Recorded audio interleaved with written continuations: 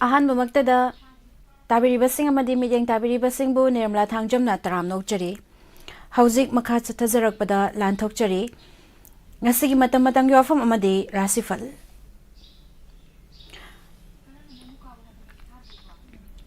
ꯉꯁꯤꯒꯤ ꯑꯍꯥꯟꯕꯗ ꯂꯧꯈꯠꯆꯔꯤ.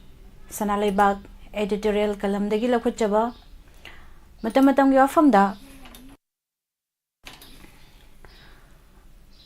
ꯈꯣꯡ ꯄꯨꯟꯁꯤꯜꯂꯒ ꯂꯝꯖꯦꯟ ꯆꯦꯜꯍꯟꯕ. ꯂꯝꯖꯦꯟ ꯆꯦꯜꯍꯟꯒꯦ ꯍꯥꯏꯔꯕꯗꯤ ꯈꯣꯡꯗ ꯄꯨꯜꯂꯤꯕꯁꯤ ꯊꯥꯗꯣꯛꯎ. ꯃꯅꯤꯄꯨꯔ ꯏꯟꯗꯤꯌꯥꯒꯤ ꯑꯋꯥꯡ ꯅꯣꯡꯄꯣꯛ ꯊꯪꯕ ꯁꯔꯨꯛꯇ ꯂꯩꯕ ꯑꯄꯤꯛꯄ ꯏꯁꯇꯦꯠꯅꯤ. ꯄꯤꯛꯂꯕꯁꯨ ꯄꯤꯛꯅ ꯏꯁꯇꯦꯠ ꯑꯁꯤꯗ ꯂꯩꯔꯤꯕ ꯃꯤꯑꯣꯏꯁꯤꯡ ꯑꯁꯤꯗꯤ ꯃꯁꯥꯗ ꯇꯣꯉꯥꯟ ꯇꯣꯉꯥꯟꯕ ꯍꯩꯁꯤꯡꯕ ꯀꯌꯥ ꯂꯩꯖꯕ ꯀꯥꯡꯂꯨꯞꯅꯤ.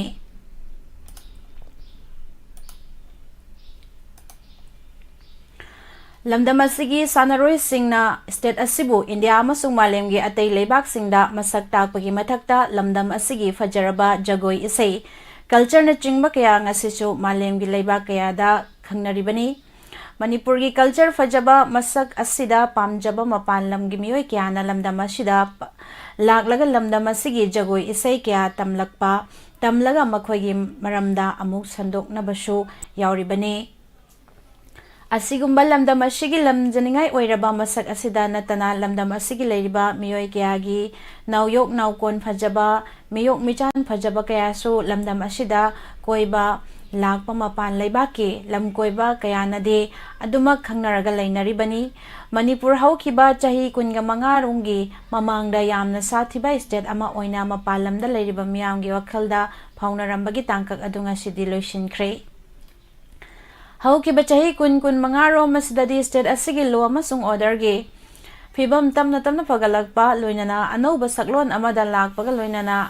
ꯑꯍꯣꯡꯕ ꯀꯌꯥ ꯄꯨꯔꯛꯄ ꯍꯧꯔꯝꯂꯕꯅꯤ. ꯃꯇꯝ ꯑꯃꯗ ꯏꯁꯇꯦꯠ ꯑꯁꯤꯗ ꯗꯣꯃꯦꯁꯇꯤꯛ ꯑꯃꯁꯨꯡ ꯐꯣꯔꯦꯟ ꯇꯨꯔꯤꯁꯁꯤꯡ ꯂꯥꯛꯄꯒꯤ ꯆꯥꯡ ꯌꯥꯝꯅ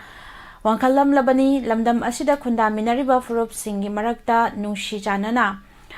ꯍꯤꯡꯃꯤꯟꯅꯗꯨꯅ ꯑꯃꯒ ꯃꯇꯦꯡ ꯄꯥꯡꯅꯗꯨꯅ ꯌꯥꯝꯅ ꯏꯪꯕ ꯇꯞꯄ ꯏꯁꯇꯦꯠ ꯑꯃ ꯑꯣꯏꯔꯝꯂꯕꯅꯤ. ꯏꯁꯇꯦꯠ ꯑꯁꯤꯗ ꯆꯥꯎꯈꯠ ꯂꯝꯖꯦꯜꯗ ꯈꯨꯃꯥꯡ ꯆꯥꯎꯁꯤꯟꯗꯨꯅ ꯈꯨꯟꯅꯥꯏ ꯑꯁꯤꯒꯤ ꯃꯤꯌꯥꯝ ꯁꯦꯛꯁꯟ ꯀꯌꯥ ꯃꯥꯒꯤ ꯑꯣꯏꯕ ꯃꯊꯧꯅ ꯃꯅꯤꯡ ꯃꯈꯥ ꯇꯝꯅ ꯆꯪꯁꯤꯟꯗꯨꯅ ꯏꯁꯇꯦꯠ ꯑꯁꯤꯒꯤ ꯃꯥꯡꯖꯤꯜ ꯊꯥꯅ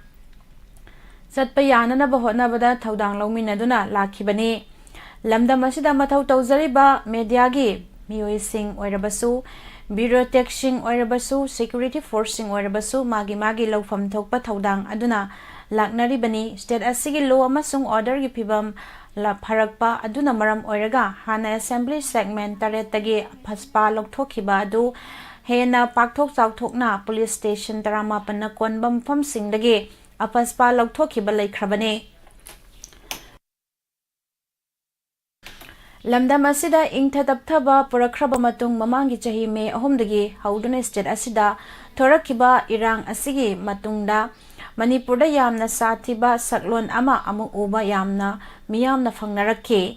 ꯏꯔꯥꯡ ꯑꯁꯤ ꯍꯦꯛ ꯊꯣꯔꯛꯄ ꯃꯇꯨꯡꯗꯒꯤ ꯉꯁꯤ ꯐꯥꯎꯕꯗ ꯃꯨꯛꯅꯔꯤꯕ ꯐꯨꯔꯨꯞ ꯑꯅꯤꯒꯤ ꯃꯔꯛꯇ ꯁꯥꯊꯤꯔꯕ ꯂꯥꯟ ꯑꯁꯤꯅ ꯃꯔꯝ ꯑꯣꯏꯔꯒ ꯏꯁꯇꯦꯠ ꯑꯁꯤꯒꯤ ꯂꯣ ꯑꯃꯁꯨꯡ ꯑꯣꯔꯗꯔꯗ ꯆꯥꯎꯅ ꯑꯍꯣꯡꯕ ꯃꯁꯛ ꯑꯃ ꯂꯥꯛꯈꯤ. ꯃꯁꯤꯅ ꯃꯔꯝ ꯑꯣꯏꯔꯒ ꯍꯥꯟꯅ ꯃꯅꯤꯡ ꯇꯝꯅ ꯃꯊꯧ ꯇꯧꯕ ꯍꯧꯔꯝꯂꯕ ꯃꯦꯆꯤꯅꯔꯤꯁꯤꯡ ꯑꯁꯤꯗꯤ ꯕ꯭ꯔꯦꯛ ꯈꯪꯀꯥꯎ ꯀꯥꯎꯄꯒꯨꯝ ꯇꯧꯔꯛꯂꯤ.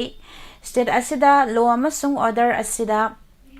ꯂꯩꯔꯤꯕ ꯍꯩꯕ ꯋꯥꯍꯪ ꯀꯌꯥ ꯈꯨꯟꯅꯥꯏ ꯑꯁꯤꯒꯤ ꯃꯤꯌꯥꯝꯅ ꯍꯪꯅꯔꯛꯄ ꯍꯧꯔꯛꯈꯤ. ꯊꯣꯛꯂꯤꯕ ꯏꯔꯥꯡ ꯑꯁꯤꯗ ꯊꯃꯣꯏ ꯁꯦꯡꯅ ꯊꯧꯗꯥꯡ ꯂꯧꯖꯔꯤꯕ ꯀꯌꯥꯒꯤ ꯃꯤꯡꯗ ꯈꯨꯗꯣꯡꯆꯥꯕ ꯂꯧꯕ ꯀꯌꯥꯁꯨ ꯌꯥꯎꯗꯕ ꯅꯠꯇꯦ. ꯁꯦꯟꯈꯥꯏ ꯊꯨꯝꯈꯥꯏ ꯄꯨꯕ ꯉꯝꯗꯕꯗꯒꯤ ꯃꯅꯤꯄꯨꯔꯒꯤ ꯇꯝꯄꯥꯛꯇ ꯂꯩꯔꯤꯕ ꯄꯦꯇ꯭ꯔꯣꯜ ꯄꯝꯞꯁꯤꯡ ꯅꯨꯃꯤꯠ ꯅꯤꯅꯤ ꯊꯣꯡ ꯂꯣꯟꯈꯤꯕꯒꯤ ꯊꯧꯗꯣꯛ ꯂꯩꯈ꯭ꯔꯦ. ꯂꯝꯗꯝ ꯑꯁꯤꯗ ꯂꯩꯖꯔꯤꯕ ꯑꯣꯟꯇꯔꯄ꯭ꯔꯤꯅꯔ ꯀꯌꯥ ꯃꯄꯥꯟ ꯂꯝꯗ ꯆꯦꯟꯗꯨꯅ ꯂꯣꯠꯅꯕꯒꯤ ꯋꯥꯔꯤ ꯀꯌꯥ ꯇꯥꯟꯅꯈ꯭ꯔꯦ. ꯃꯦꯗꯤꯌꯥꯗ ꯊꯕꯛ ꯇꯧꯗꯨꯅ ꯈꯨꯟꯅꯥꯏ ꯑꯁꯤꯒꯤꯗꯃꯛ ꯑꯉꯝꯕ ꯊꯧꯗꯥꯡ ꯂꯧꯖꯔꯤꯕ ꯐꯨꯔꯨꯞ ꯑꯁꯤꯒꯤ ꯃꯤꯑꯣꯏꯁꯤꯡ ꯃꯅꯤꯡ ꯃꯈꯥ ꯇꯝꯅ ꯃꯇꯤꯡ ꯐꯨꯗꯣꯛꯂꯒ ꯊꯕꯛ ꯇꯧꯕ ꯉꯝꯗꯕꯒꯤ ꯇꯥꯟꯖꯥ ꯂꯥꯛꯈ꯭ꯔꯦ. ꯎꯅ ꯈꯪꯅ ꯑꯆꯨꯝꯕ ꯀꯌꯥ ꯑꯗꯨ ꯊꯤꯟꯗꯨꯅ ꯇꯥꯛꯄ ꯉꯝꯗꯕ, ꯃꯅꯤꯡ ꯇꯝꯅ ꯄꯥꯎ ꯐꯣꯡꯖꯕ ꯉꯝꯗꯕꯒꯤ ꯇꯥꯟꯖꯥ ꯑꯃꯗ ꯑꯃꯨꯛ ꯍꯟꯖꯤꯟꯍꯜꯂꯛꯈ꯭ꯔꯦ. ꯃꯤꯌꯥꯝꯒꯤ ꯄꯨꯟꯁꯤ ꯑꯃꯁꯨꯡ ꯂꯟ ꯊꯨꯝ ꯉꯥꯛ ꯁꯦꯟꯅꯕ ꯂꯩꯔꯤꯕ ꯏꯁꯇꯦꯠꯀꯤ ꯁꯦꯀ꯭ꯌꯨꯔꯤꯇꯤ ꯐꯣꯔꯁꯁꯤꯡ ꯃꯇꯤꯡ ꯐꯨꯗꯣꯛꯅ ꯊꯕꯛ ꯇꯧꯕ ꯉꯝꯗꯕꯒꯤ ꯐꯤꯚꯝ ꯑꯃꯗ ꯂꯥꯛꯈꯤꯕ ꯊꯦꯡꯅꯔꯤ. ꯂꯩꯉꯥꯛꯁꯨ ꯃꯁꯤꯒꯨꯝꯕ ꯀꯌꯥ ꯎꯅ ꯆꯤꯡ ꯑꯃꯁꯨꯡ ꯇꯝꯗ ꯆꯠꯊꯔꯤꯕ ꯀꯌꯥ ꯑꯁꯤꯗ ꯋꯥꯍꯩ ꯑꯃꯠꯇ ꯍꯥꯏꯕ ꯃꯤꯌꯥꯝꯅ ꯇꯥꯕ ꯐꯪꯗꯦ. ꯐꯤꯚꯝ ꯑꯁꯤꯗꯒꯤ ꯃꯥꯂꯦꯝꯗ ꯃꯥꯡꯂꯣꯝꯗ ꯈꯣꯡꯖꯦꯜ ꯌꯥꯡꯅ ꯆꯦꯟꯖꯜꯂꯝꯕ ꯆꯦꯜꯂꯝꯂꯕ ꯃꯅꯤꯄꯨꯔꯒꯤ ꯈꯣꯡꯆꯠꯄꯒꯤ ꯆꯥꯎꯈꯠꯄꯒꯤ ꯏꯟꯖꯤꯟ ꯑꯁꯤ ꯉꯁꯤꯗꯤ ꯃꯅꯤꯡꯂꯣꯝꯗ ꯑꯣꯏꯅ ꯍꯜꯂꯛꯄꯒꯤ ꯐꯤꯚꯝ ꯑꯃꯗ ꯂꯥꯛꯂꯦ꯫ ꯃꯇꯥꯡ ꯑꯁꯤꯗ ꯄꯟꯖꯅꯤꯡꯕꯗꯤ ꯃꯅꯤꯡ ꯍꯟꯅ ꯆꯠꯂꯛꯂꯤꯕ ꯏꯟꯖꯤꯟ ꯑꯁꯤ ꯃꯥꯡꯂꯣꯝꯗ ꯆꯦꯟꯍꯟꯕꯒꯤ ꯇꯉꯥꯏꯐꯗꯕ ꯇꯥꯟꯖꯥ ꯑꯗꯨ ꯉꯁꯤꯗꯤ ꯂꯥꯛꯂꯦ꯫ ꯂꯝꯖꯦꯟ ꯆꯦꯟꯕ ꯍꯥꯏꯕꯁꯤꯃꯛꯇꯕꯨ ꯈꯣꯡ ꯑꯅꯤꯃꯛ ꯄꯨꯟꯁꯤꯜꯂꯒ ꯆꯦꯟꯕ ꯀꯩꯗꯧꯉꯩꯗ ꯑꯣꯏꯊꯣꯛꯂꯣꯏ꯫ ꯉꯁꯤꯗꯤ ꯂꯝꯖꯦꯟ ꯌꯥꯡꯅ ꯆꯦꯟꯈꯠꯅꯕ ꯍꯣꯠꯅꯔꯤꯕꯁꯤꯡ ꯑꯁꯤꯒꯤ ꯃꯈꯣꯡꯗ ꯊꯧꯔꯤ ꯊꯨꯖꯤꯟꯗꯨꯅ ꯊꯝꯕꯤꯕꯒꯤ ꯐꯤꯚꯝꯗ ꯂꯥꯛꯂꯦ꯫ ꯊꯧꯔꯤ ꯑꯁꯤ ꯊꯥꯗꯣꯛꯄꯗ ꯈꯨꯟꯅꯥꯏ ꯑꯁꯤꯗ ꯂꯩꯔꯤꯕ ꯃꯤꯌꯥꯝ ꯑꯃꯁꯨꯡ ꯂꯩꯉꯥꯛꯀꯤ ꯃꯇꯦꯡ ꯌꯥꯎꯗꯅ ꯑꯣꯏꯊꯣꯛꯂꯣꯏ꯫ ꯁꯦꯛꯇꯔ ꯀꯌꯥꯗ ꯊꯕꯛ ꯇꯧꯕ꯭ꯔꯥ ꯃꯤꯄꯨꯝ ꯈꯨꯗꯤꯡꯃꯛꯅ ꯃꯈꯣꯏꯅ ꯂꯧꯅꯔꯤꯕ ꯊꯧꯗꯥꯡꯁꯤꯡ ꯑꯗꯨ ꯑꯌꯦꯠ ꯑꯄꯟ ꯑꯃꯠꯇ ꯌꯥꯎꯗꯅ ꯂꯧꯍꯜꯂꯕ ꯃꯇꯝꯗ ꯈꯨꯟꯅꯥꯏ ꯑꯁꯤ ꯃꯥꯡꯂꯣꯝꯗ ꯆꯠꯄ ꯉꯝꯒꯗꯧꯔꯤꯕꯅꯤ꯫ ꯃꯔꯝ ꯑꯁꯤꯅ ꯂꯝꯖꯦꯜ ꯑꯁꯤ ꯌꯥꯡꯅ ꯆꯦꯟꯍꯟꯒꯦ ꯍꯥꯏꯔꯕꯗꯤ ꯈꯣꯡꯗ ꯄꯨꯟꯁꯤꯜꯂꯤꯕ ꯊꯧꯔꯤꯁꯤꯡ ꯑꯁꯤ ꯂꯩꯉꯥꯛꯅ ꯍꯥꯟꯅ ꯂꯧꯊꯣꯛꯎ ꯍꯥꯏꯖꯅꯤꯡꯏ꯫ ꯃꯈꯥ ꯇꯥꯔꯛꯄꯗ ꯀꯪꯂꯩꯄꯥꯛꯀꯤ ꯃꯩꯔꯥꯗꯒꯤ ꯂꯧꯈꯠꯆꯒꯦ꯫ ꯇꯨꯡꯒꯤ ꯌꯨꯝꯕꯤꯔꯦꯜ ꯑꯣꯏꯍꯧꯒꯗꯧꯔꯤꯕ ꯑꯩꯈꯣꯏꯒꯤ ꯅꯍꯥꯔꯣꯜꯁꯤꯡꯒꯤ ꯂꯥꯏꯕꯛ ꯀꯔꯤ ꯑꯣꯏꯍꯧꯒꯗꯧꯔꯤ? ꯃꯅꯤꯄꯨꯔꯗ ꯊꯥ 10 ꯆꯨꯝꯅ ꯆꯠꯊꯔꯛꯂꯤꯕ ꯀꯥꯡꯂꯨꯞ ꯑꯅꯤꯒꯤ ꯂꯥꯟ ꯑꯁꯤ ꯂꯣꯏꯁꯤꯟꯅꯅꯕ ꯚꯥꯔꯠ ꯂꯩꯉꯥꯛ ꯑꯃꯁꯨꯡ ꯃꯅꯤꯄꯨꯔ ꯂꯩꯉꯥꯛꯅ ꯍꯣꯠꯅꯕꯤꯗ꯭ꯔꯦ꯫ ꯃꯗꯨꯅ ꯃꯅꯤꯄꯨꯔ ꯑꯁꯤ ꯀꯥꯡꯈꯣꯡ ꯆꯥꯏꯕ ꯂꯝꯗꯝ ꯑꯃꯒꯤ ꯊꯥꯛꯇ ꯂꯩꯔꯛꯄꯒꯨꯝ ꯇꯧꯔꯦ꯫ ꯑꯣꯏꯔꯤꯕ ꯐꯤꯚꯝ ꯑꯁꯤꯗ ꯈ꯭ꯋꯥꯏꯗꯒꯤ ꯍꯦꯟꯅ ꯁꯣꯛꯍꯧꯒꯗꯧꯔꯤꯕ ꯑꯁꯤ ꯇꯨꯡꯒꯤ ꯌꯨꯝꯕꯤꯔꯦꯜ ꯑꯣꯏꯍꯧꯒꯗꯧꯔꯤꯕ ꯑꯩꯈꯣꯏꯒꯤ ꯉꯁꯤꯒꯤ ꯅꯍꯥꯔꯣꯜꯁꯤꯡ ꯑꯁꯤꯅꯤ ꯍꯥꯏꯕꯁꯤ ꯃꯅꯤꯄꯨꯔ ꯂꯩꯉꯥꯛ ꯑꯃꯁꯨꯡ ꯂꯩꯕꯥꯛ ꯑꯁꯤꯒꯤ ꯂꯨꯆꯤꯡꯕꯅꯤ ꯍꯥꯏꯗꯨꯅ ꯂꯩꯔꯤꯕ ꯑꯈꯪ ꯑꯍꯩꯁꯤꯡꯅ ꯀꯔꯤ ꯑꯃꯠꯇ ꯈꯪꯗꯅ ꯂꯩꯔꯤꯕ ꯑꯁꯤ ꯌꯥꯝꯅ ꯂꯥꯜꯂꯤ꯫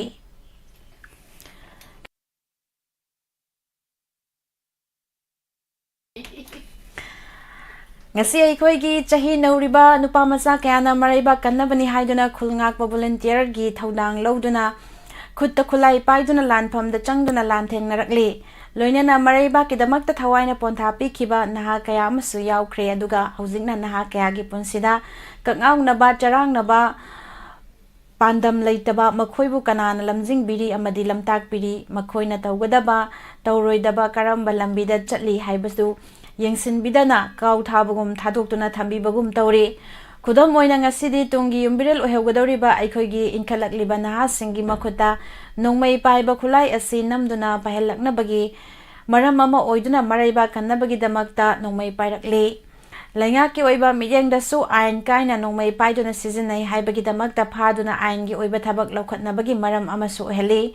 ꯑꯩꯈꯣꯏꯅ ꯃꯔꯩꯕꯥꯛ ꯀꯟꯅꯕꯒꯤꯗꯃꯛꯇ ꯁ꯭ꯇꯦꯠ ꯁꯦꯀ꯭ꯌꯨꯔꯤꯇꯤ ꯐꯣꯔꯁꯇꯒꯤ ꯅꯣꯡꯃꯩ ꯂꯧꯅꯕꯒꯤ ꯈꯣꯡꯖꯪꯗ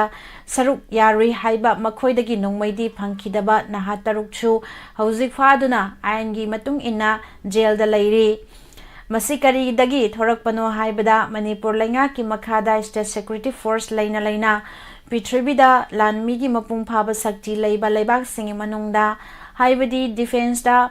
4ꯁꯨꯕ ꯊꯥꯛꯇ ꯂꯩꯔꯤ ꯍꯥꯏꯔꯤꯕ ꯚꯥꯔꯠ ꯂꯩꯉꯥꯛꯅ ꯃꯅꯤꯄꯨꯔ ꯀꯟꯅꯕ ꯃꯈꯣꯏꯒꯤ ꯂꯥꯟꯃꯤ ꯊꯥꯖꯤꯜꯂꯛꯇꯨꯅ ꯂꯧꯐꯝ ꯊꯣꯛꯄ ꯊꯧꯗꯥꯡ ꯑꯗꯨ ꯂꯧꯕꯤꯗꯕꯗꯒꯤ ꯃꯔꯩꯕꯥꯛ ꯅꯨꯡꯁꯤꯕ ꯅꯍꯥ ꯀꯌꯥ ꯆꯣꯡꯊꯣꯔꯛꯇꯨꯅ ꯈꯨꯠꯇ ꯈꯨꯠꯂꯥꯏ ꯄꯥꯏꯗꯨꯅ ꯃꯔꯩꯕꯥꯛ ꯃꯅꯤꯄꯨꯔ ꯀꯟꯅꯕ ꯍꯣꯠꯅꯔꯛꯄꯅꯤ ꯍꯥꯏꯕꯁꯤ ꯚꯥꯔꯠ ꯂꯩꯉꯥꯛ ꯑꯃꯁꯨꯡ ꯃꯅꯤꯄꯨꯔ ꯂꯩꯉꯥꯛ ꯑꯅꯤꯃꯛꯅ ꯈꯪꯕꯤꯒꯗꯕꯅꯤ꯫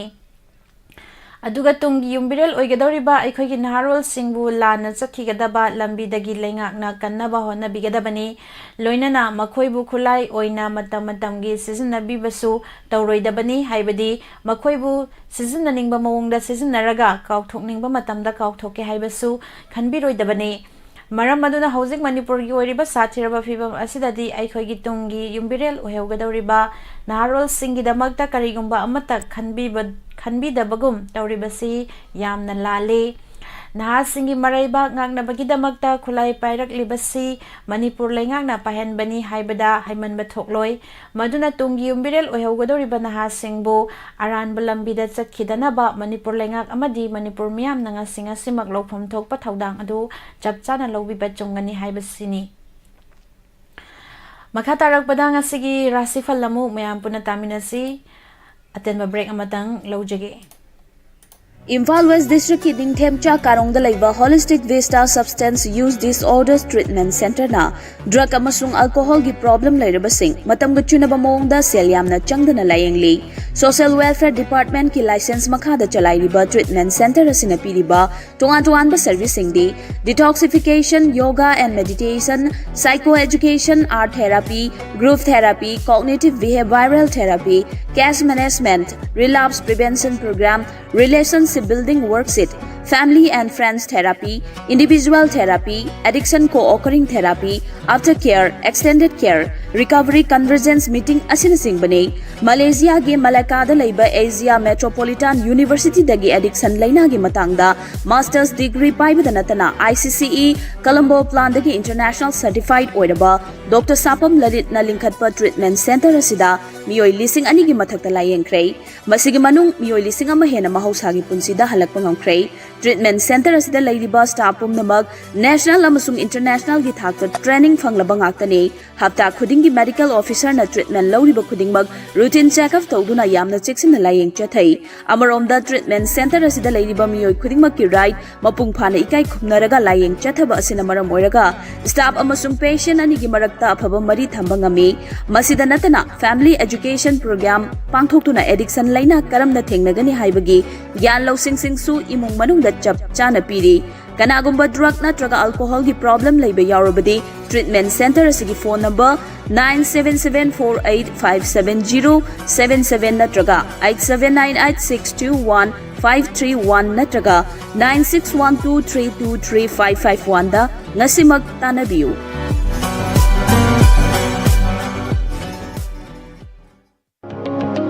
Admission Hangdukchere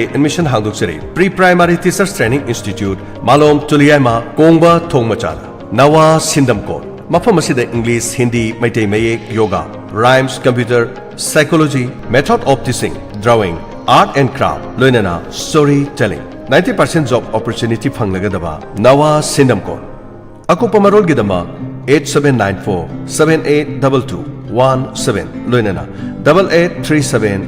483 810 Hariba number singasite call toroga tanabiu ngasi mak unabiu Pre-Primary Teachers Training Institute ama oriba Nawa Sindamkona Base kaya mathang chathajarakpada anoba base kidama ngasi mak anoba hangdukchere Nawa Sindamkon Pre-Primary Teachers Training Institute Malom Tuliaima Kongba Thongmacha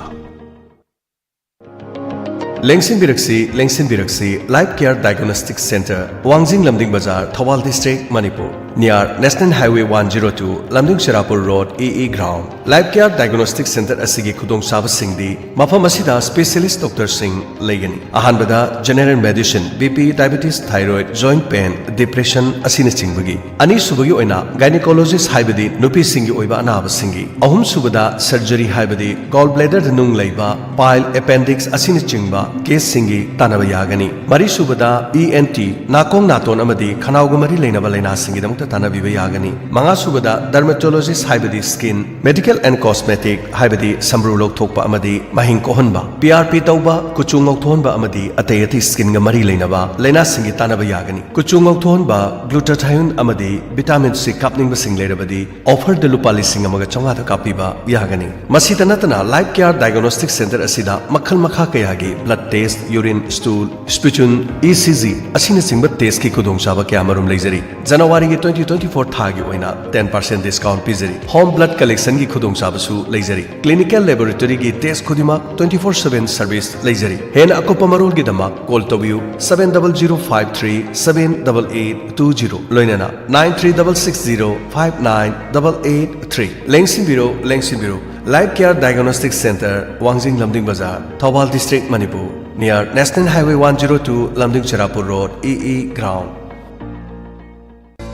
Yaifabi Eye Care ki sahi mari subagi anniversary lakpaga loinana miyam gidamta offer feature mid lying bagi OPD free oijagani amadi frame da 50% amadi lens da 30% ki khudong chaba pizari loinana Yaifabi Eye Care ki brand sing Yaifabi Eye Care Khangabok Bazar opposite SBI ATM ani subada Yaifabi Eye Care Lamsang Bazar ahum subada Sur Hospital Kakching Lamkhai branch Akupa Marol gidama call tobiu 73959 Amukahana 73959 Yaifabi Eye Care gi tonga branch ahum da thamjariba khudong chaba sing asi miyamna lobiu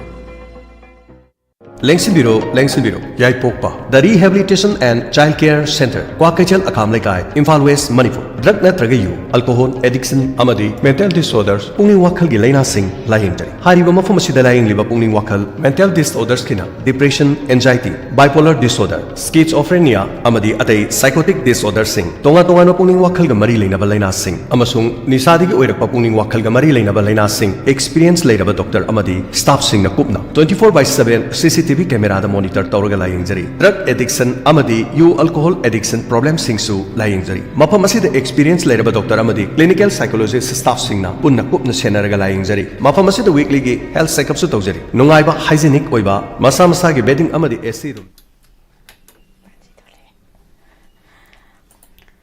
Mayambo amukahana taram noksari asigi rasi phol puduna laksari Cover.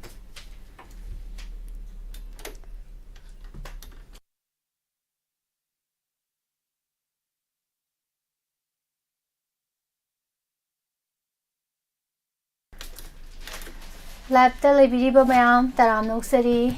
runtiam jerunjida kesam Marub Ambika Mai Macha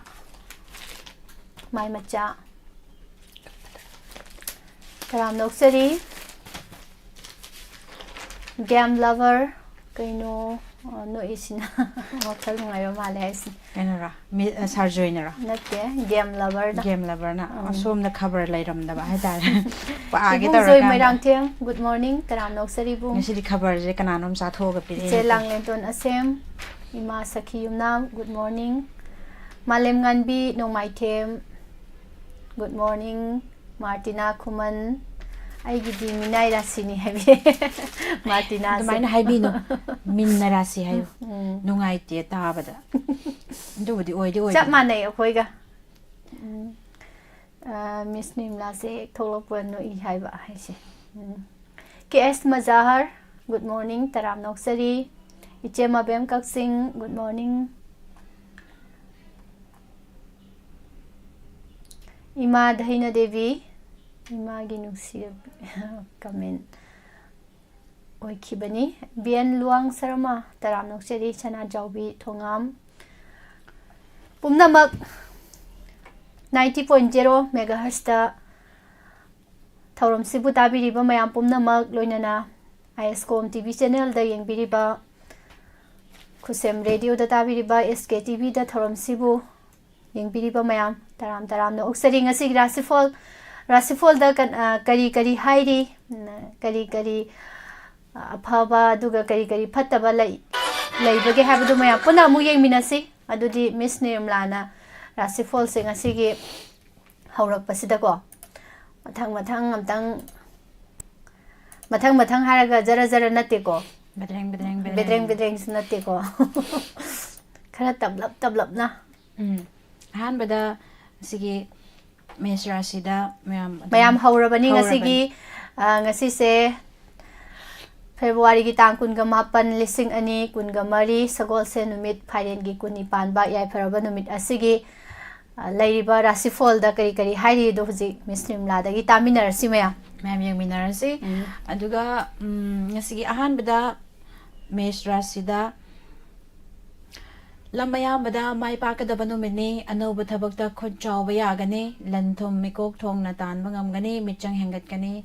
aduga lesha pakhang sing yoina nungsiba phangjagani hai aduga Miss Rashi pa jakre ngasi di Miss Rashi se am phare ai badi dum phare hai batare ne aduga mathang da Miss Rashida Chawna mai pa kani poram sindok pa haigani arang arak phangani thona phudok pa matang chagani sendong chawna phangani leisa pakhang singgi oina ningba thongani asi ju phare so du phare ko ngasi sa su phare me su phare ngasi gi ko aduga mathang da Mithun Rashi ni yumgi wa taba phai amadi law singna upai oibana oijaba yamna phangani marup khan ba haitrabati ikai nungsiana ba thodok nangani leisa pakhang singgi oina miwa lawradi mangjagani kainom di yawi Mithun se kainom di phaba do kainom di leiba aduga makha tarakpada karkat amu haijage lawsing phudok pawagani akhang ahigi pautak yaudana thabak aruba panganu poram ya thoklaba thabakti pangba yagani lesha pakhang singgi oina ningbana ama oigani lausing phodok pawagani hari karkat se kaya phabo ide ngasi se aduga singhara sida hakchang nungai ba wat patana naitom anam tan na thau pang pa pharoi khantharaga pang ba thabakti mai pakani marup phangani lesha pakhang singgi oina laibak phagani hai ka hena phattaba oidraga sukhara di phaba oide singhara si je adu kanya rasi kana kanya rasi ise bibi bila mai bam lausing leitre ngasi di haibire ado akhoi lausing mangraba lausing mangre do call gi number su hanga thamjarabani mayam call gi number su hangna thamjare aduga mathanda tularasi ni kaina sem ta pa gi siko kanya pa tula ko na pa si hakchang nungai ba maroi ba thabak pangba amadi mina phana sona ba nomini apha apuna ba ko kani phinglabadi shok panangani lesha pakhang singi na wakhal nungai gani hai askanya jinga sidi phare ai tare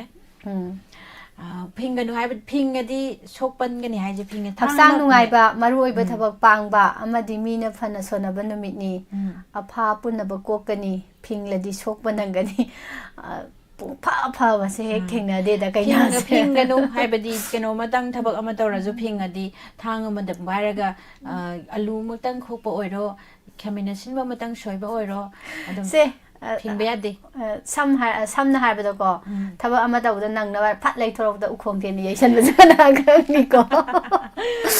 oine sauding da masina amuka sujan bado pakhang lai sabi gi se wakhan nungai gani haye kaina rasi se dolarasi da lausing chawba pau nungai bataba thabak pangba arapa ga mateng longna bayaba afaba numit ni khosau thaba matang chare naisa pakhang singi oina nungsibana tula se phadrik phai ngasi se lausing chawba duga pau nungai bataba thabak pangba arapa ga mateng longna bayaba afaba numit ni khosau thaba matang chare sidi kaino ne sidi jar sat khre aduga laisa pakhang singi oina nungsibana chale nusi bagi su pakhang lesabi gi su dum phana dum sat khre tula rasi singa sidi aduga mathang da dhanura brisik rasi nasana naida ki hanba baru mapanga anam tanaba laigani khongpham ama ani handokpa phai miyam ga pullabadi nungai ba phangani brisik se brisik rasi ba adagi rasi khara yauri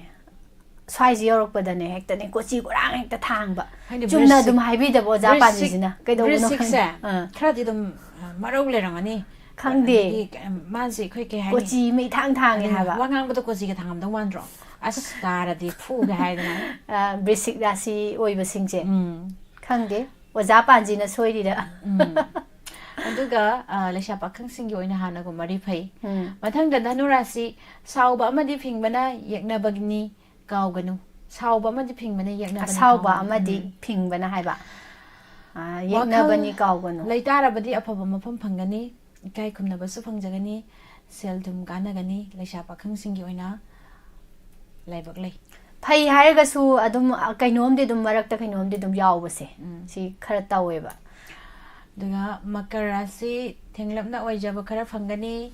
lausing leina thau pang badi ngamloi nasana nai miam loino aduga yekna bana naral da mitai simaina makhawai loisilakba rasi je simaina hek taw aduga wangang hairabadi nungai gani hai pakhang lesabi singi oina mathangda kumbarasi ingthana layu mina insin baloganu amadi khangdana akhang hai saganu miyam ga su akhal tanaroi nolukna yaka yengduna layu hai kumbarasi phajana haire kumbarasi se ngasidi ingthana layu haiba aduga mu aroi bada minarasi ngasai gido ikut lanthok laga mikut lansile ikut lanthok laga tandraga kana ba phangada banumi ni ikut lanthok tare ni gaside ikut lanthok tandraga di lanthok tare aduga kana ba phangdoi ne ba nakna ba mi single loinau chawkhat kani napal na mangoi na rabadi mikha pon gani ngaiko aduga si matang se katang naina hausi mayam na suggestion tawrak sanobu ko ikut lanthoga tandraga kana ba phangada numit ne haise kari pithokhraga kitang hena pisalak padune ba kana ba phangduise adui kari pithoga ahen ba kitang lakpa yage do yengsi khara naina sebo ko aina sum khanbada aina lanthoraga khatang helakadaba Mikhu lan tho mikhu lan jela I habito mikhu se lan thok tradi mi makhuti lan thorokte dana dorgana aina lupa chama da leirakpa kaino pot ama ko mingo da cham kun da leirakani hai yon thok sira ya bazani adu khaga chari me ha bunda mag asigi adu pakhang leisabi gi mari hai grabo hojik da pakhang leisa gi se nungsi mari di phari hai adum pha leire tawri ima ngau naurem aruntiam Martina Kuman Minai Rashi se aduga chaubi hizam ngasidi leiba tare langdana leiba tare hai kanana no aija che chaubina che chaubina ichi anjana adigi che chomala samrai latba imasaki astrologer new makalam nokchari hai makalam nokchari hai ba aduga Ambika Joya che bibi maibam Kelvin Laisham SSR mai macha ai chema be mi se graha oina polak par di graha soina polak le hai Kelvin Laisham ni se aduge SS heroes in medam aying bi sar heroes it mis ani brisik amukta pabir oi as brisik se kainom itau tawida brisik se kainom tawi ko brisik se brisik haiba kumba haiba adagi singha haiba Rashi je mayam je ayambana su sing ata oi ko adugane kochi korang si thang ba he haidorokpada brisik se panjara ke sar heroes in medam aying bi nasana nai da ki hanba marup mapanga nam tana ba laigani khongpham ama ani handok pa phai miyam ga puladi nungai ba phangani ha hazana irai lai ne he haibi de haibani da nasana nai da ki hanba marup mapanga nam tana ba laigani isa inai da ki handuine ba haidi basic aina ki handuine ba mane kari hai ki hanni dudi khangde ani kai haino khangde adu marup mapanga nam tana ba laigani hoi si budi adum thokpa laiko mane aduga khongpham ama ni handokpa phai haise khongpham ama ni handokpa phajana thangi kochi Singha mukta pabiyu hai je somana asmaru ambika na aibu kochi thangba haisine ishana thangradi yare ambika Singha ra thangoi ge khalasu ne ngasai gi ai gi kaino duna bu tama aba pura aba hekte yadamni haksang nungai ba wat padana tana naitom anam tana thopang be pharoi khantharaga pang ba thabak ti mai pakani maru phangani lesha pakhang singi oina laibak phagani hai adudi ise somala singha gi ni pajari base aduga Miss Rashi Nushibi Machagi mathak to yam phagi bane Nushibi Machanga sidi yam thim phare hai dare lam ayam bada mai pa ka da banu mini ano bathabak ta khu chaw ba yagani lan thum mikok thong na tan bangam gani mi chang hengat gani lesha pakhang singi su Nushiba phangjagani hai pema yam phare Nushibi Macha ngasigi se aduga phangjadui si hana leiram badu dagi ama hapka tuira ba adudi khangde yam khangning dro do nene ai su khangde du khangning drai ba tumina taba ngamde Rashi Phal je tumina taba ngamdradi nene jagoi saraga tabi nene adu ne koi jam lo jagoi saraga tahan ge no mode ko thage cheni mayam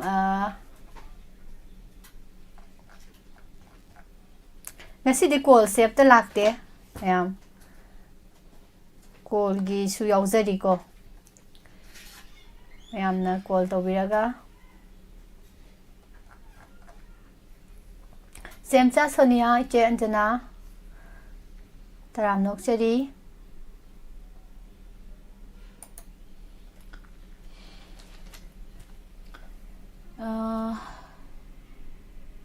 ngasidi aigi yam harauba numini numite numitne numituni hai doni ba Rashi su phare nungai re taisu aduga thagachari Mongal Guru Mayum Iche Chawbina Miss Inaw ani di kari hai khargi akoi di yadre akoi di adum haibi leire da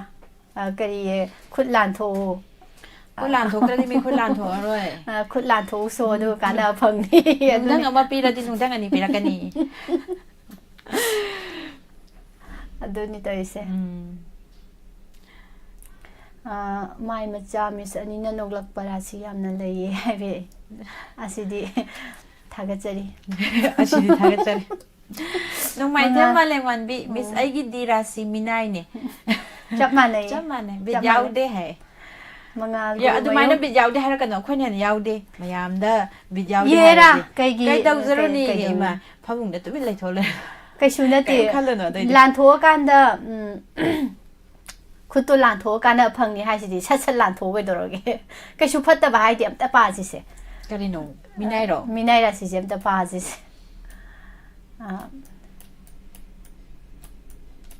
ก็ชูถอยดอกไปให้ดีให้บ่าให้เดี๋ยวก็ยังคันเลยเนาะอีคุดลานทุกแล้วก็ตันดรกาการนับพังกันดับนุมินี่นักนับมีสิ่งกันลอยโน้สักขัดกันนี่นับเปิลน้ำมังอ้อยนรดีมีข้าปนกันนี่ให้บ่นี่นับเปิลดูมาตัววิดเลยเลยอีคุดตัวมาลานทุกลานสินตัวเลยงั้นสิกีอะดูแต่ชาปะขังกี้อ้อยนะสู้นุกสีมาดีภัยให้ดีสิเดบุกอีวานี่ไงเลยกี่ว่าบิสักมินเผ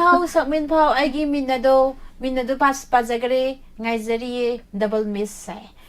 สักมินเผากิสูมินราศีโดปัสกรีเขาจิกปาริโดมาริมโกโก้มาริมโกโก้มาริมยามให้เกรด Good morning ตารางน้องเสรีด้วยนี่ดูนี่ให้เสียงาทงบดูแตงกอดอามาลันชิลุอันนี้พังนะวะงาทงอัมดรดีสินี่รุมละไอ้กิสูอามุให้บิดโอยากระดานอาคุยกี่กังซุยโดงาอาคุยกังซุยทงบดูงาทงไปมึงอัมดทิลลุเสอะไรดีงาทงบดูปุระนะวะมังาลกรุมมึงไอ้กิสูอามุให้บิดโอยากระดานนินาราศีนี่ก็ให้ดูเนาะมินราศีให้ตัวorangนี่นะบ่ฮู้บ่มินราศีเอ็นโนอีเบดสวยบ่รำตาก็อันโดปะทุกสักเรื่องเขาจะตารำมากันนี่มิสิงหาโดให้สิงหาโดกัปปีหรอกัปปีนี่มินราศีสิง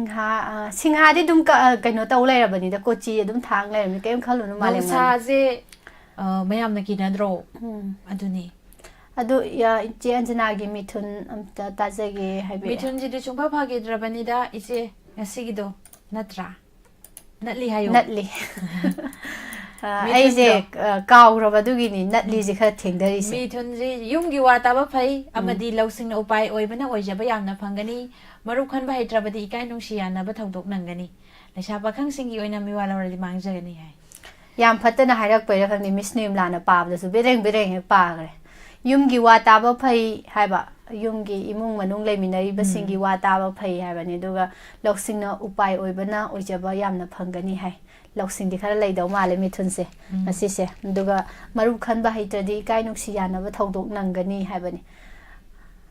มารุขันบะให้ตระดีใกล้นุกสิยานะมารุขันบะคราให้บะตาเรงสิเสซักซาดรีมาริมโกโก้สิดีอินจังเอาบะทงเอฮ่าโกลแล้วมันเราเข้าใจกันใช่ดิโกลสิเราเข้าใจแล้วก็ทำเจออะไรเนี่ยไอ้ดิข้างมุดเลยนี่ให้ราดีฮัลโหลแต่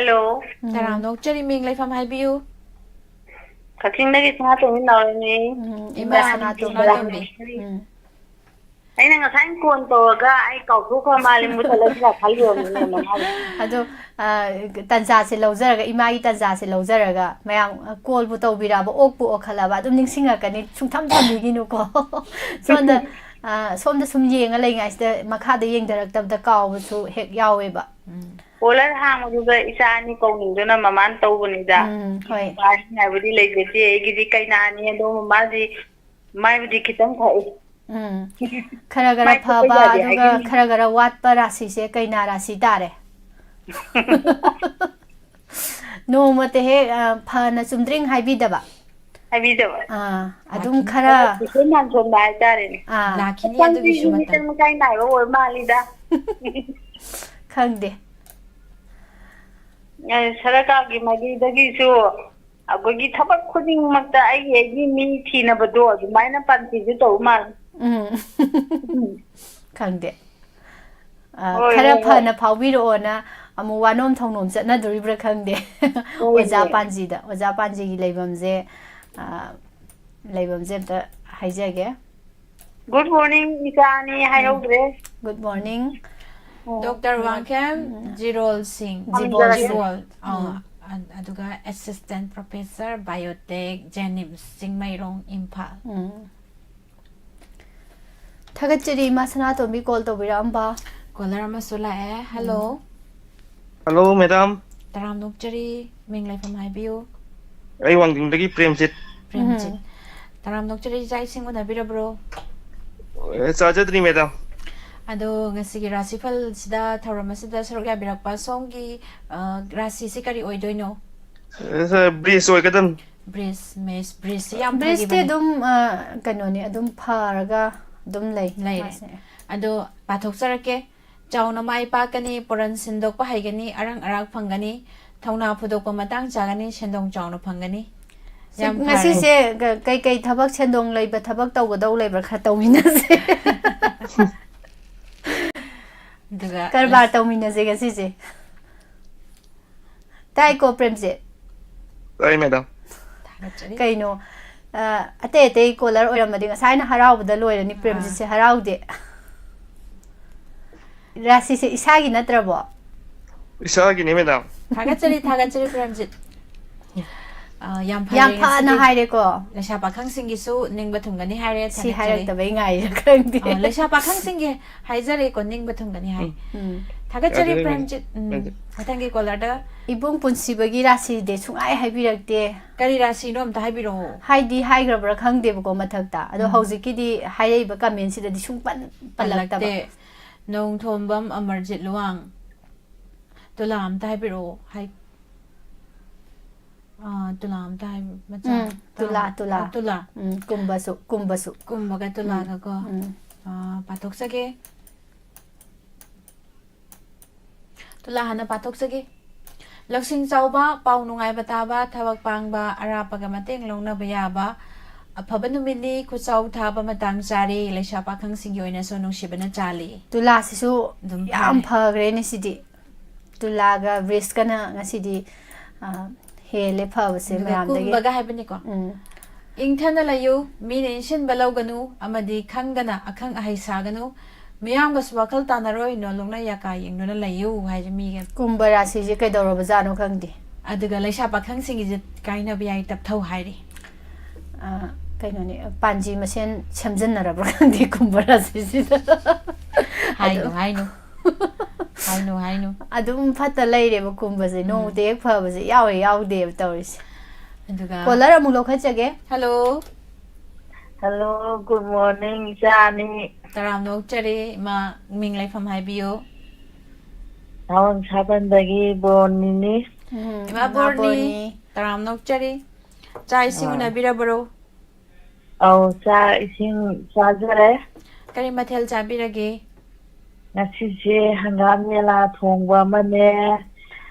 chagem pomba mane iromba meza. Wow kainoni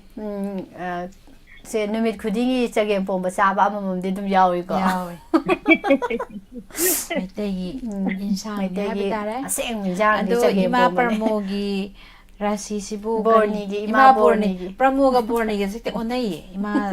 zinje adum amta onthok no ko onabdo Ima hadak ngasi de Ima ko Pramo Ima Borni na da chwalai tare no amta onthok no haidi onagi bodo amta onthok no ba mathang dagi Ima Borni am tro chame ado ima gi se Aigi Rashi aina phone je phat tawga keno tawbadane Isani na taw pa thore tolado. Tuladi am phare ima ngasi di Kari phaba pau ta doino amta yengage hujipokti tadri Isani. Loksing chawba aduga pau nungai bataba thabak pangba pau nungai batadrasu loksing chawba thabak pangba hasidi yumgi thaba inghanga tawbada yam nungai na pangthokpado As toti dagi sing manga holu de yam ngai na. Ngahan kay di khong khut na ba yek pa haksang nungai ta ba leram masu ngasi di leram maroi dai ma. Oh, ngasi di khara yang na do mo nungai na ho lo re. Aduni ado arapa ga mateng longna ba ya ba afaba numit ni haye mateng longna ba ya ba ga leira di ima ngasi hekta laibak yeng horo. Oh, ngale di adu bai na lak lai na yeng ta le khudong sap na yeng ho ge. Hoi aduga khusau tha ba matang sare haye. Cái hình su de ne ku chao gi tha ni ngai lei tre. Aduni ni khusau khusau tha ba matang sare hai se. Isa ni di chai sing unadri. Sak ising sadri. Ising budi the. Oh. Sak di sad. Thagat chari ima program sing adum tabi ba natro. Adum tai akhoi di la to changa ko hai ta ba ni ne karin to changa ta ba ne adum chua wa kana dum tai. Hoi. Ada gi cha da phone to ju hai ge to bo hai do hai bo ngam de sang turang hai ga dum tu e hai do ju hai ho di. Rashi yam pha ba numit lam de hek call to bi roi ma. Ngasi to bu yai. Aro cha gi ne to de ne kai to de ju kai gi no ka la se to ka ne ga ne hai ge do ji ta hai ho da ba. Hai ge do de ta hai do ko. Ada as ko na si hai la ma di ta to ba. Ha gi gun jang kan mai ta. Hoi. Hai cha ni ju pang go lo yu ko. Hoi. Nai Ma ko khoi ko. su anai yaudana nungai na leibiu. Thagat chari. Mà nãy đủ đi anh ba vậy cô đi này cái ngành tôi gom cho lẹ rồi khờ đi rồi guli nung đi xa nó cần đốn tàu hình như hay ta không có cô mà thằng gì của lẽ đó mu cô đông xa và bia cái Hoi. Hauzik se akhoi gi masada akhoi gi leina phana karim leita ba ko. Kaino leina phana bu kaino phana jra kaino leina hai bi sa gi leina aphatta ba ne phana jra kari oi jano. Hauzik ti dum yauram mani. Aphatta bai manak ta lei bu ram do. Phatai manak ta lei da phana ko oi ba. Ado leina phana leita ba mi tang hidak to ge na puthoro ha ba da thi phang do man tre. Angang dagi na ha dagi ahal lon dagi hauzik ti haksang se kaya phatre hoina chari ba chinjak sinara leiba lifestyle sinara khangde loina ana ai se loina dum mi amamange dum magi mana jadraga su ko adum leiba se thengnei ba aduga batam solution lagle aduga mathang pata sarake ado aigi tongan na para roige aduga mama rani bala laisang them taram no seri lakta sangbirakpa aduga Rojita luang taram no cheri kaina rasi gi dum tabiro haibirakiba mayam sing do haibiro punna dum hajarage si tha hoba mayam ta hoda su dum punna taminarasi thagachari mayam pumna ba mathang pathok sarake aduga sumon panjawam Tularasi adu punna adum tahorasi ko adum punna pajarage yam haibirak pula suming chi thau base nuai te engzabani tula kelbelai shram ju tula adagi no maitem amarje luang shu tula haisage thagachari makok tagi pathajarage matam se loisilagle ahan bada mes rasi lam ayam bada mai pakadaba numitni achau anauba thabakta khujawba yagani lanthum mikok thongna tanba ngamgani michang hengatgani lesha pakhang singi oina nungsiba phangjagani hairi aduga yam phare bris rasida chauna mai pakani poram sendokpa haigani arang arak phangani thongna phudokpa matang chagani sendong chauna phangani lesha pakhang singi oina ningba thongani mithun rasida Yonggi watawa fai amadi lausingna upai oibana oijaba yamna fangani marup khanba haitrabadi ikai nungsi yanaba thaudok nangani lesha pakhang singi oina miwa laurabadi mangjagani karkat rasida lausing phudok pawagani akhang ahegi pautak yaudana thabak aruba pangano poram yathok thabakti pangba yagani pakhang leshabi singi oina ningbana ama oigani Singhara sida haksang nungai ba wat padanatana naitom anam tana thau pangba pharoi khantaraga pangba thabakti mai pakani marup su phangjagani pakhang leisabi singi oina laibak phagani kaina rasida haksang nungaiba maroiba thabak pangba amadi mina phana sonaba numitni apha apunaba kokani pingladi sokpa nangani pakhang leisabi singi oina wakhal nungaigani aduga tulara sida loksing sauba pau nungaiba taba thabak pangba arapaga mateng launa bayaba afaba numit oi khusau thaba matang jare pakhang leisabi singi oina di nungsibana jali Brisirasida nasana naida ki hanba maruma panga anam tana balaigani kongpam ama ani handokpa phai miyamga pullabadi nungaiba phangani leisha pakhang singi oina mari hanagum phai Danurasida asauba amadi pingbana yeknabani kauganu wakhal leitaradi afaba mafam phangani ikai khumnabasu phangjagani selthum kanagani leisha pakhang singi oina laibak lei Makarasida Tanglamna Wajava Karafangani Loshing Lena Taupang Budingam Loina Jana Naimiam Loino Yeknabana Naralda Mitai Leshapakan Singi Oina Wangang Hairadi Nungaigani Duga Kumbarasida Ingtana Layu Mina Insin Baloganu Amadi Kangdana Akang Ahi Saganu Miyangasu Wakal Tanaroi Nolokna Yaka Yengduna Layu Leshapakan Singi Oina Kainaba Yai Taptau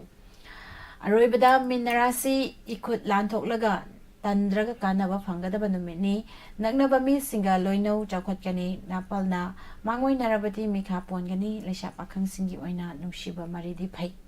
masini ngasigi Rashi Phal amadi matam Wapham da thamjariba se duga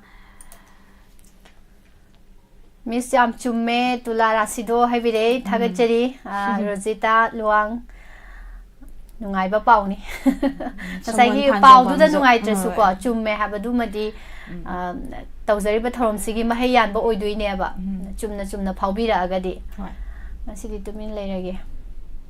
Thagachari ma'am pumnama the Kedapati Quantaujam Taram no Jerry. Like Tobi, Haining Bakaya, Hangamda, Lehoba, Diamond Gay, Color, Yam, Nusi, Masaki, Thagachari, Sigi, Duga, Sumon, Panjawam Su, Tulagi, Yam Sungramale.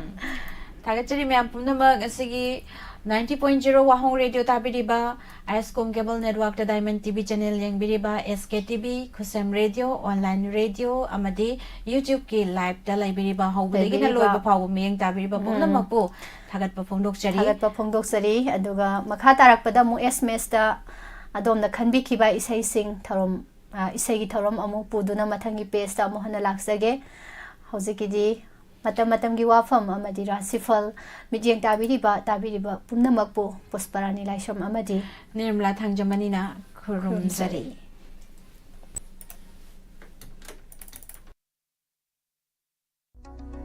Karigumba dom yumda laiba anabasingi hidakapa dressing tauba blood sample loba rice tube hapa catheterization hapa enema tobinaba experience lairaba nurse amati doctor thibada awaba thengna